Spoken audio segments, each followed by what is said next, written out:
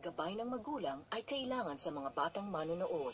Ang mga naging kaganapan sa PBB Lucky Season 7. Sa gitna ng hamon ng budget task, isang malaking oportunidad ang ibinigay ni Kuya sa kanyang dream team para mapasakamay ang kanilang pinapangarap na dream house. Sino ang handang lumaban para sa isang dream house? Sa naging unang Dream House Challenge, nang ibabaw sa laban sila Jerome, Cora, Tanner at Maymay. Congratulations sa inyo apat. Kayo ang maglalaban-laban sa pangalawang bahagi para sa inyong Dream House Challenge. At sa muling pag-harap-harap nila para sa kanilang pangalawang hamon,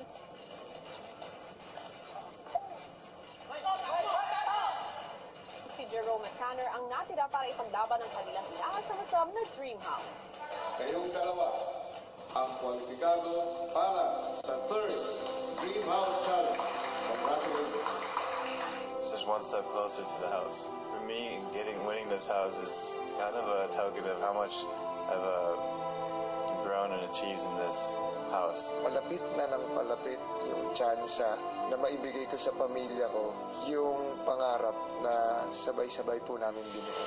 Abangan ngayong gabi sa pangatlo at huling hamon ni Jerome at Tanner, sino nga ba sa kanila ang mananaig para mapanalunan ang kanilang dream house? Ito ang Maze House. Back to zero. It's hard.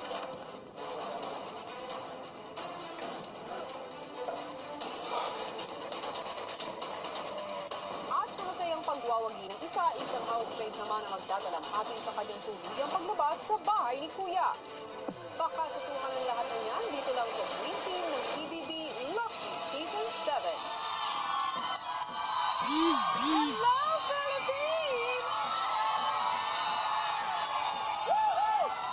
Ito po ang second eviction night ng Dream Team ng Pinoy Big Brother Lucky Season 7! Yes! Buhay na buhay ang mga kapamilya natin dito sa labas ng bahay ni Kuya dahil sa gabing ito ay makikilala na natin kung sino-sino sa mga nominadong sina Cora, Jerome, McCoy at Nico ang tuluyan na nating makakapiling dito sa outside world. At kapamilya, kayo pa rin na magsasabi kung sino ito. Tuloy-tuloy lang ang pagliligtas sa housemate na gusto nyo pang manatili sa bahay ni Kuya. At sa puntong ito, you only have 31 minutes left to vote. Pwede pang bumoto at maraming ang kaganapan sa bahay ni Kuya nitong nakaraang linggo. At isa pa rito, ang muling pagpasok ni na Enrique Hill. At ang 8th wonder of the world, Liza Soberano. Ang kwento ng ex-visitors na ito and why they are back in the house ang dapat ipang abangan sa darating na linggo. Exciting yan, pero alam niyo po, ang pinakamatinding usapan talaga ay kung sino ang housemate na mananalo ng kanyang pinapangarap na dream house.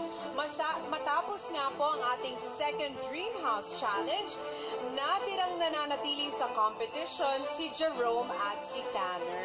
Yes, at ang chika ko sa inyo, may sorpresang hinanda si Kuya para sa latest homeowner na ito. Maliban sa bahay, may isa pang surprise. Wow! Kung ano yan, abangan. At para naman sa third Dream House Challenge na magtatakda ng kapalaran ng isa kina Jerome at Tanner, narito po, panoorin niyo. Kinaumagahan isang bagay ang napansin ng housemates na nasa pool area.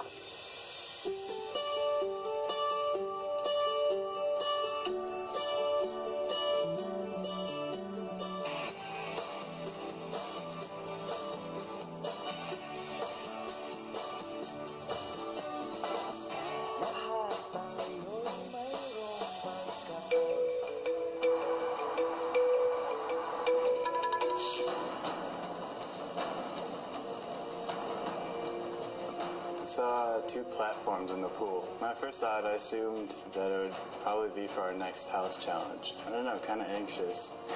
Get excited if I could win this next challenge. Maya-maya pa ay nakita na rin ni Jerome ang platforms na gagamitin sa susunod nilang challenge ni Tanner. Kuya, ano po, gusto ko talagang magkaroon ng bahay na masasabi ko pong sa amin. Kasi simula bata pa po ako, nakitira lang po kami sa bahay ng lola ko. Pwede lang sa ilalim daw na Tatawid daw dyan, patanggalan. Patakan niyo yun ba? Hindi, baka may kukunin tapos lalagay dyan, ibibildo. Nasa ilalim. Si Tanner, magaling siya sa lahat. Pero kahit ba ng mga tasip talaga nangingibabaw ang galing niya? Sa mga weekly tas, magaling siya. Pag mga laban-labanan. Oo nga, magaling siya. Sa cheer dance lang siya, hindi kumikibo. Yung mga ganun, yung mga pang-baking, hindi siya masyado. So, pag mga pang-baking labanan, baka magkabahay tayo, ba? Wala, pag-pray mo, magagawa kayo ng bulaklak. Yun nga rin sabihin ko dapat, yung mga floral arrangement making. Kailangan nyo Kasi ko ang coach, no? Kaya kung papalarin po ako ngayon, kuya, na magkaroon ng sariling bahay, siguro ito na po yung pinakamalaking reward na pwede kong sabihin sa sarili ko na pinaghirapan ko. Kung ang mga maglalaro sa huling hamon ay sabik na, si Maymay naman patuloy pang nanghihinayang sa nawalang pagkakataon para sa dream house. Sabi ko, gusto kong tumayo doon, bay. Ganun. Siguro kung nanalo ako, nandyan ako. Ganun. Alam mo, bakit gusto kong magkabahay tayo? Kasi ayoko nang mag-isa. Gusto ko na bumalik yung dati. Yung dating kami. Babalik din yan. Kaya nga magtrabaho ka maigi, pauwi mo na yung mama mo. Para gumaan ang loob ni Maymay, nakipagkwentuhan sa kanya si Tanner tungkol sa buhay. What makes you more stronger? I want to know. You're very strong. The way I see it is everything that I do makes me better in some sort of way. So you want to strengthen talaga with no fear. No matter what happens. No matter what. Napag-usapan din sa bahay ang nalalapit na eviction. I'm so sad. Don't think about that thought. Siyempre naman, that's all I can think about. But you will be sad. Samantala sa Elise, sinusulit ang oras kasama ang nominadong si McCoy. Diyan na mag-iwa. Kaya madali. Wala, nandun pa yung si Boss Pawang. Wala pang si Boss Pawang. Ano mo nga? Babalik ka. Balik ako. Ito.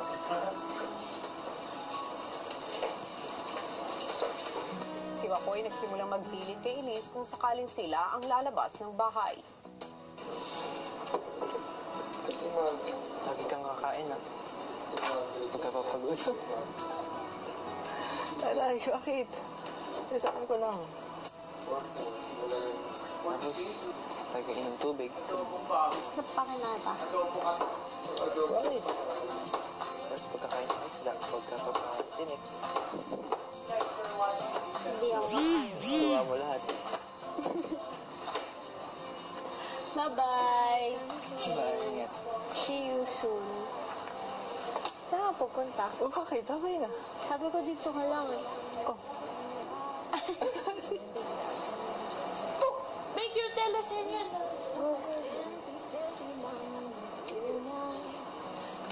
May bawa. Sorry.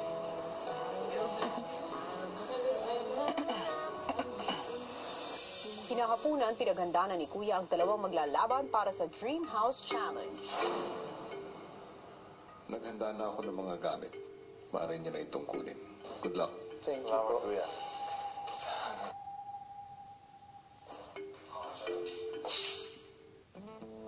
Having a house, a place to call my own. I've never been stable, I've never stayed in one place. Fight for a dream house. It gives a little bit more stability to my life. Gusto ko talagang magkaroon ng bahay na masasabi ko pong sa amin. Kasi simula bata pa po ako, nakitira lang po kami sa bahay ng lola ko. And sa ngayon po, nangungupahan pa rin po kami.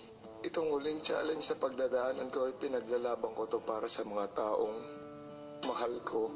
Para sa mga taong patuloy na naniniwala sa akin. Hanggang simula na ang huling Dream House Challenge. Tanggalin ang mga piring.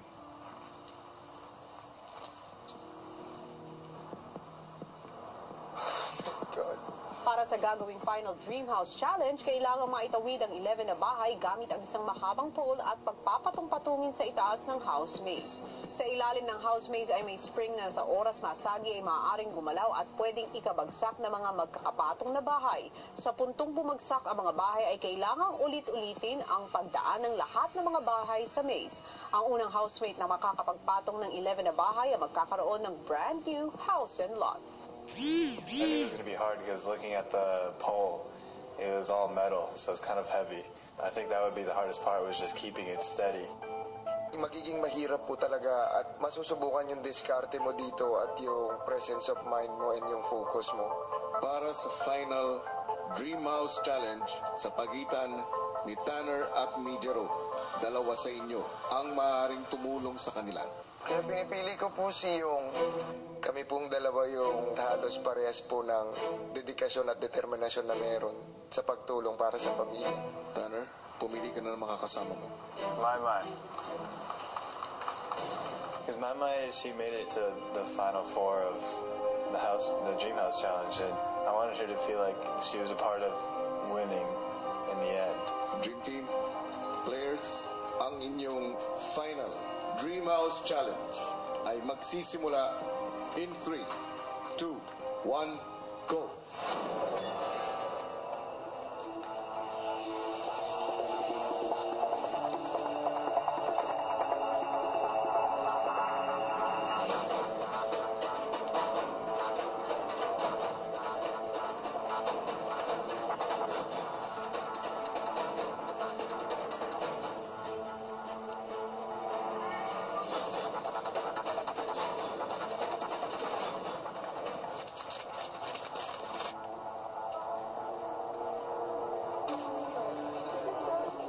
Mapapagod ka kay slow mo lang. Sino nga ba kina Jerome at Tanner ang makakamit ang Dream House sa pagbabalik ng PBB Lucky Season 7? Magbabalik sa bahay ni Kuya ang reigning kilig couple! Maligayang pagbabalik sa ating bahay. Namiss namin yung mga housemates. Excited kami, Mang Fran. Handa na ba kayong makita ang totoong Enrique at Liza? Puntahan niyo sila ngayon na! Abangan ang